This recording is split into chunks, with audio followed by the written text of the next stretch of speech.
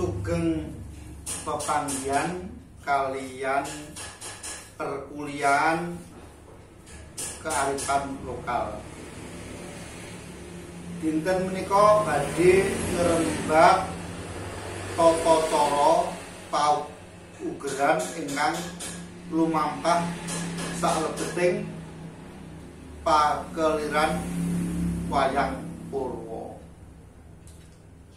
Saking pakeliran utawi pagelaran wayang Purwa menika sampun dangu sanget wonten saklebeting bebrayan Jawi. Wayang wewayanganing urip amila kathah perlambang ingkang tetap dipun mangertosi. Lambang kawi sasminta wau ngemu suraos luhur pados gesang menika langkung tumata. Saderengipun jalang minggah panggung langkung rumiyin ngumandang gending cacahipun 7. Gending cucur bawuk, gending pare anom, gending lambang sari, gending sukma ilang, gending ayak, gending srempet, gending sampah. Liripun mekaten.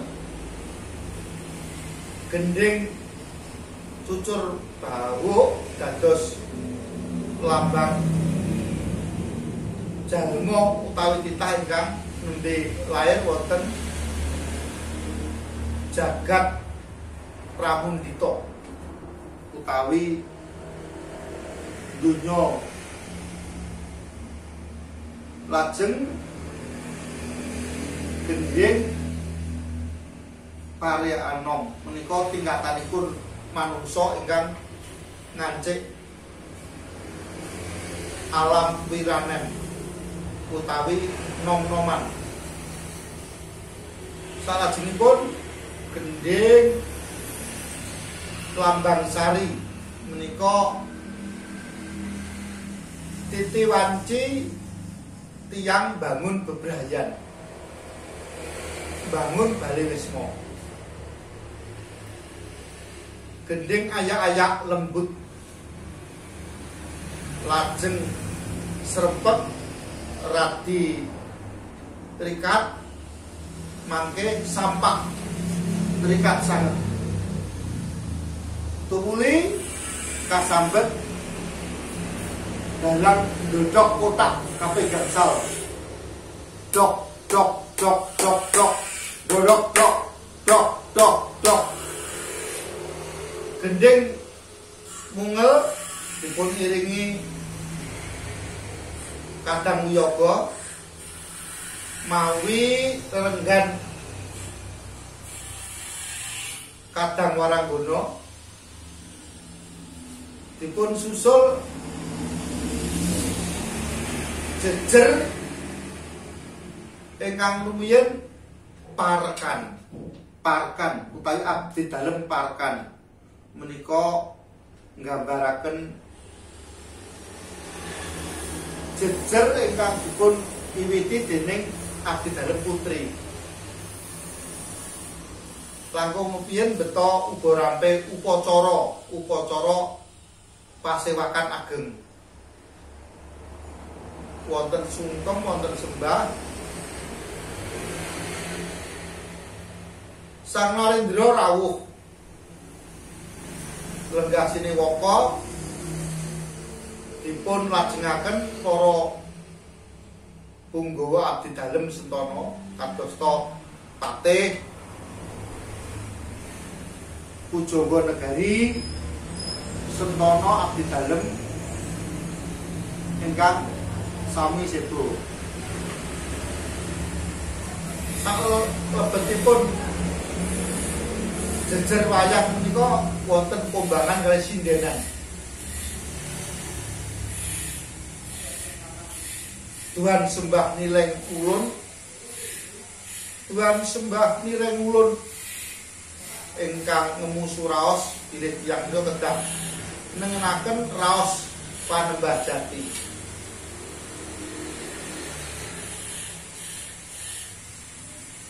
Gedhengipun lajeng minggah dhateng Kabor tumuli janturan. Janturan menika nyariosaken kawontran negari Surebdata Pitana anggih nagari Pundita ingkang kaipadi dosa Purwa teka marang sawiji-adi duwe dosa 10 Purwa marang kawitan senajan kathah pitaing dewa ingkang kasangga dening Prapiwi kawulan ing angkasa denapit samudra loya kathah ingkang sami anggone raras saya didatan kadosa negara Ngastina ya negara Gajahhoya ya negara Liman Benawi ya negari Purun Jenggala sinebut negari Ngastina ingkang jumeneng nata sepisanan dijuluk Prabu Hesti sinebut negari Gajahhoya ingkang nyasa negari jejuluk Prabu Gajahhoya sinebut negari Liman Benawi awit kathah bangsane sato liman lan klinik zaman sinebut negari Purun Jenggala awit dados gesanging daerah Puru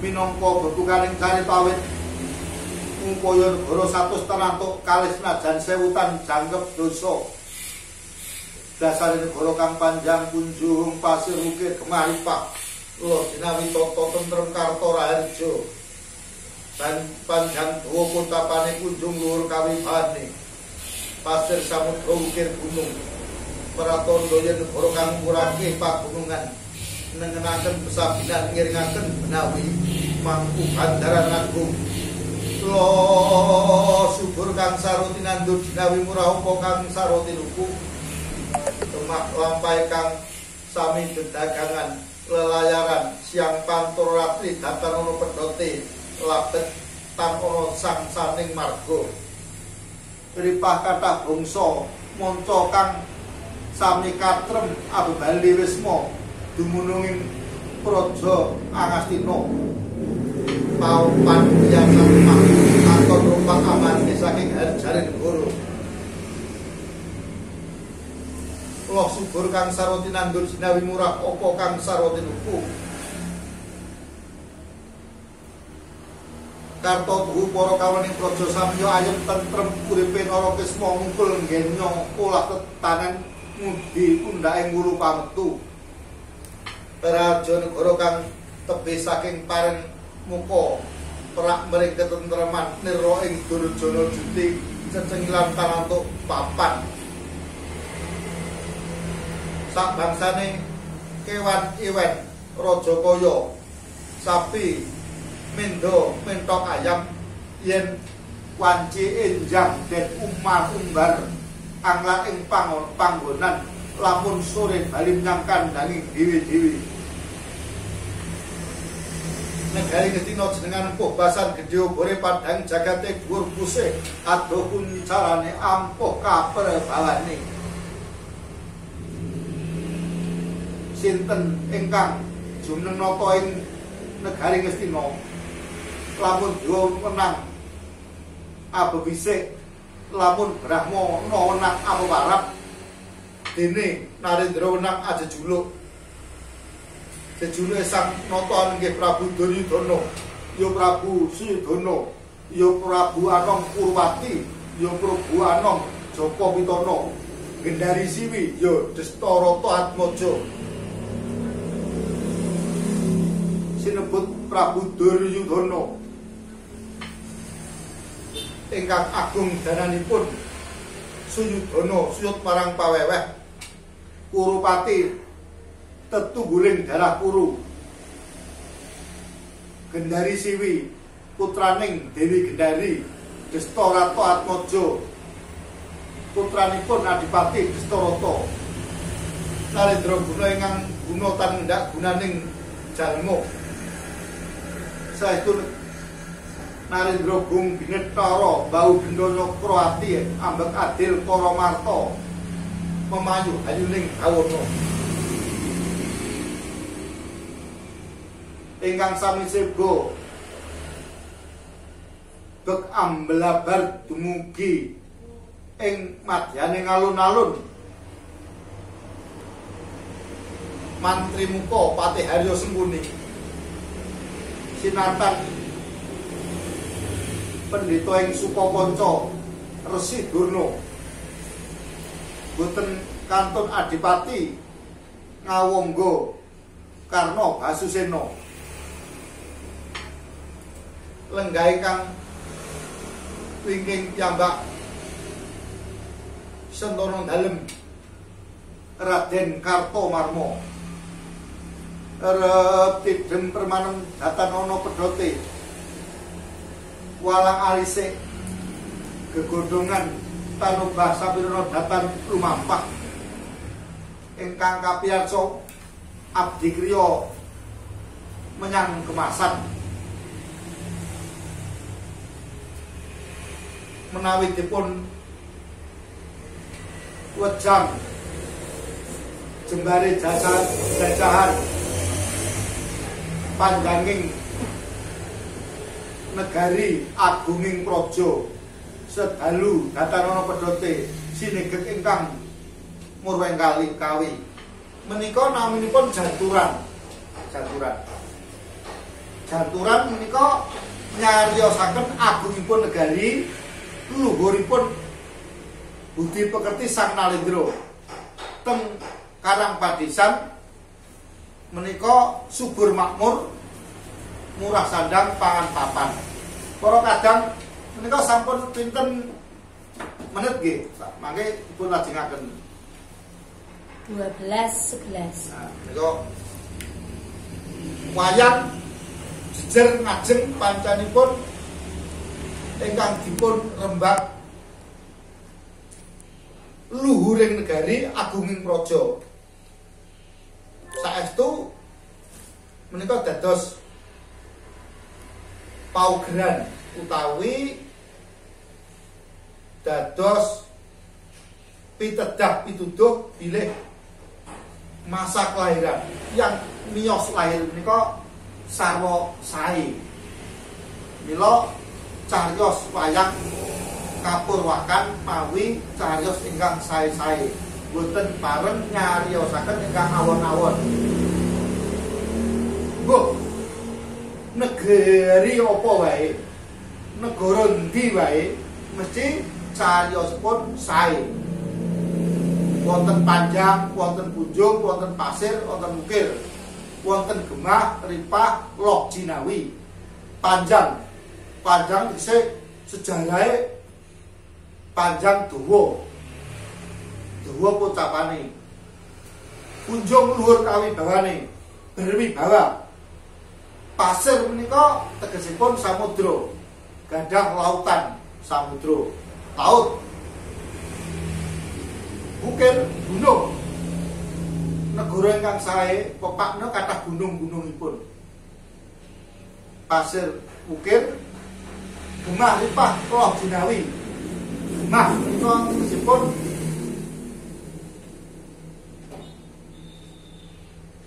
kathah tiyang manca ingkang sami dhateng wonten negari kambut damel ngasta ripah kathah ingkang sami abebale manggen gemah loh jinawi loh menika subur tanahipun subur buminipun cocok kangge pertanian menika loh jinawi gandengipun kalih pemasaran pasar tata tentrem tata menika wonten tatanan tentrem menika ayem kerta menika seneng kambut damel raja menika aman ayem tentrem menika raja dipun gambaraken pedusunan ingkang kathah mendo sapi, kebo, ayam, bebek, entok. Sawahipun subur, tanahipun menika gembur, tanemanipun menika sami ijo royo-royo ijem mriyem-mriyem. Sapine gebrayah, kebune kathah. Mendo pundi-pundi wonten, ayamipun gembremet, mentokipun dipun muncul teng saben-saben nedahaken bebrayan ingkang kathah pedamelan tur wonten asilipun. Ewa semanten sampun boten wonten tiyang colong jupuk menika gambaraken negari ingkang sae. Lajengipun nyariosaken Agunging Narendra sinebut Narendra Gung Binetara Mbahudenda Nyakrawati. Menika Narendra ingkang agung gadah panguwaos nyepeng hukum Mbahudenda Nyakrawati ambek adil para marta. Tansah jejegaken adil lan bener. Berbudi bawarsana menika murah ramah ninggalaken ulat patrat pangucap menika antaripun lati kalih pekerti ngawiji. Narendra Gung Binetara Mbahudenda Nyakrawati ambek adil para marta memayu hayuning bawana derek damel endahing jagat raya rahayuning bumi. Menika Narendra kang sae, Narendra ingkang dados pilihan utawi angen-angen ingkang utama. Ingkang sami seba bupati, pendeta, patih, nayaka stana bek ambil-ambar dumuging pangurahan. Teng alun-alun kathah ingkang sami sowan. Ngantos gambaranipun tintrim sanget saking sampurnanipun pisowanan. Mila wayang menika dados pewayangan gambaran kagesang. Pinten menit nggih? 17:14. Para kadang siswa bab wayang mangke jejeripun lajeng dipun sabet mawi suluk pathet 6 odo-odo. Odo-odo bagi binage terus dipun seseli suluk anjra ingkang puspitorum menika. Saking suluk wosing gati karembak kala mangsa wonten tamu sabrang siang pantoro ratri amung cipta pupu ulun tandha wonten tamu bibaran mawi gliyong bedol kedatonan umumipun wonten adegan ribut cangik saged kangge ngisi wektu ingkang longgar mahargya atur panuwun dhumateng ingkang kagungan kersa. Ribut cangik menika watawis sedasa ngantos gangsal welas menit. Kalajengaken ngobong dupa gandane kang Sekar Gadung dipun tampani mawi gending serempet kalajengaken Paseban Jawi Patih Heru Sekuni kalian para Kurawa budalan mawi suluk Patih Ogo-ogo